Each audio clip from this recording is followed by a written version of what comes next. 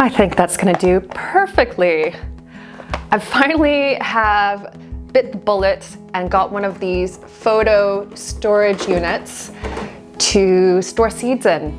And I was a little bit reluctant to do it because everyone and their mother seemed to be doing it on Instagram.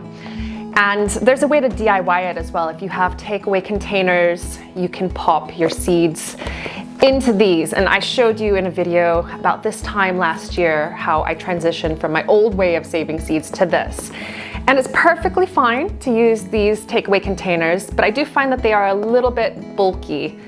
And now that we're in this transition of starting to think about packing up our things and moving to the new house, I'm thinking about ways of keeping things a little bit better organized, a little less cluttered, and easier to use and also to transport.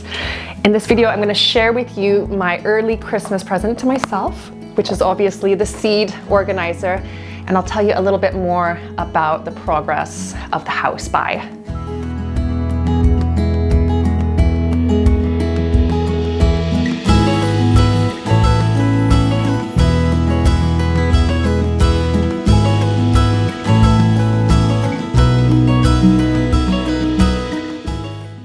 I'd bet that most of us at the end of summer have a drawer or a tub that looks like this.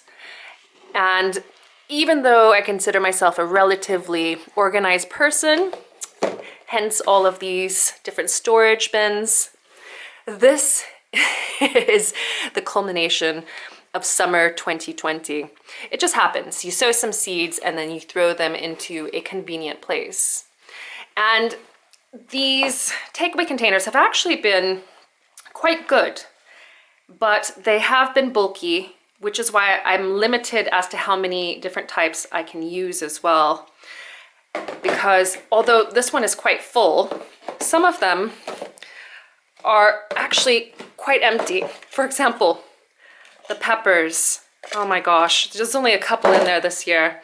And then the alliums, the onion family. There's very few seed packets in there.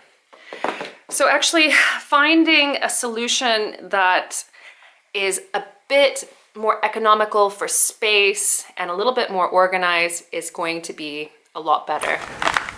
The first seeds that I've put into one of these compartments are all of the different tomatoes. And let's see if I have a label ready. Yes, I do. And I've just written the different labels on this sticky paper. You can make labels whichever way you'd like. You could even just write directly in the box with a Sharpie if you wish. But I'm going to use this method because I know how often I change my mind and repurpose things.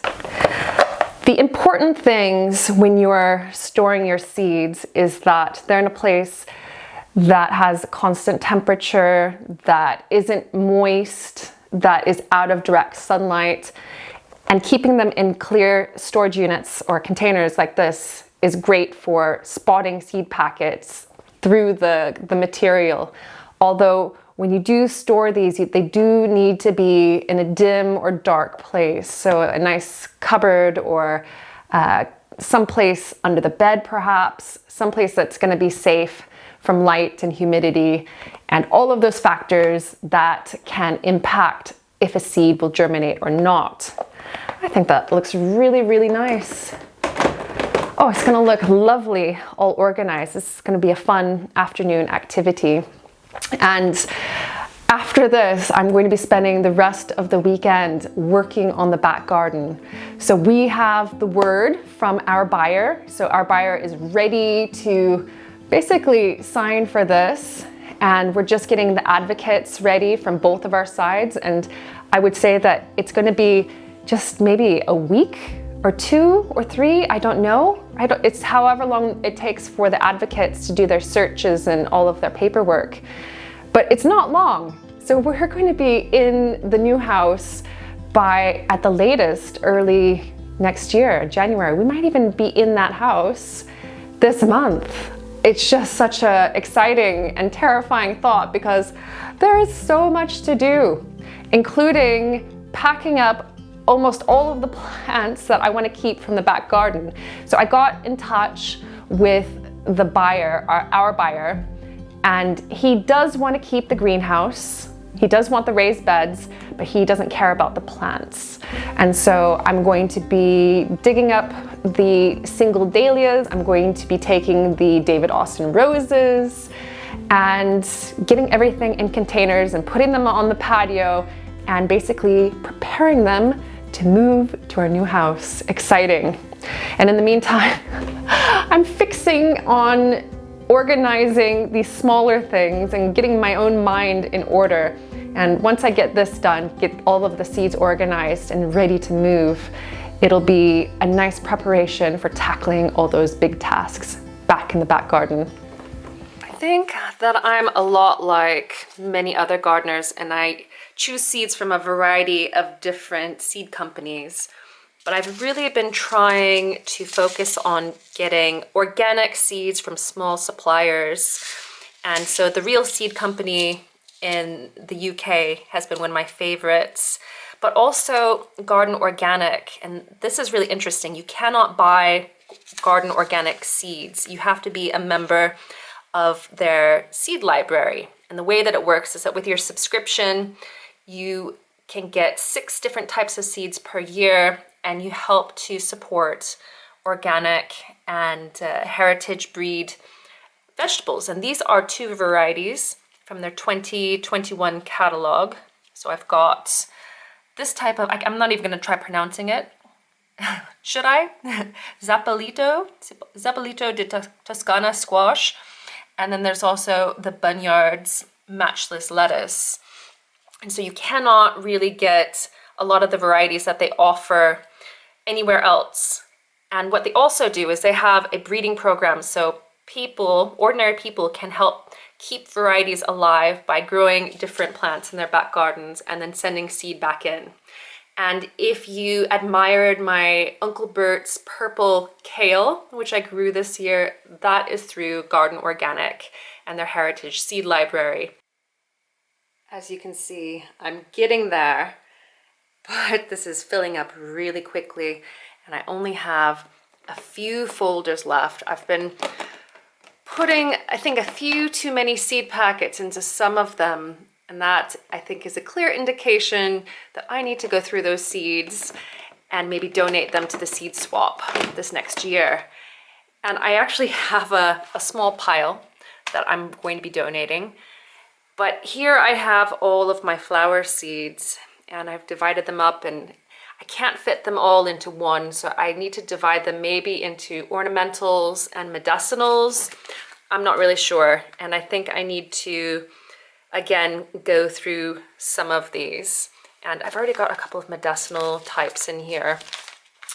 And also, I've had quite a few people ask me about the type of calendula that I grow, and I might as well show you the seed packet. And it comes from a German company.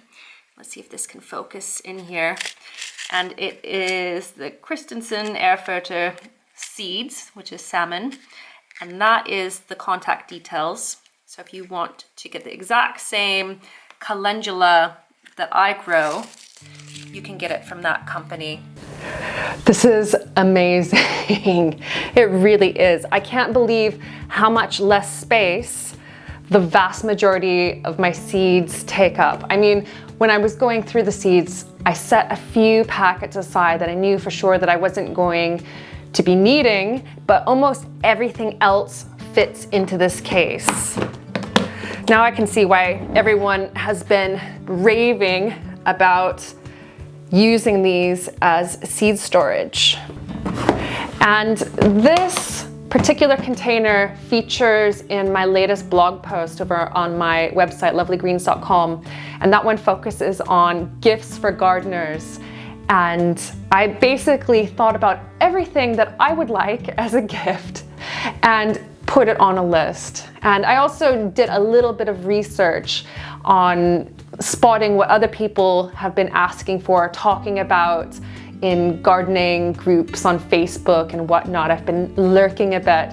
So have a read of that piece, head over to lovelygreens.com And then also let me know if there's anything on that blog post of something that you would like for Christmas or something that you would like to gift to yourself, like I did with this, and leave it as a comment down below.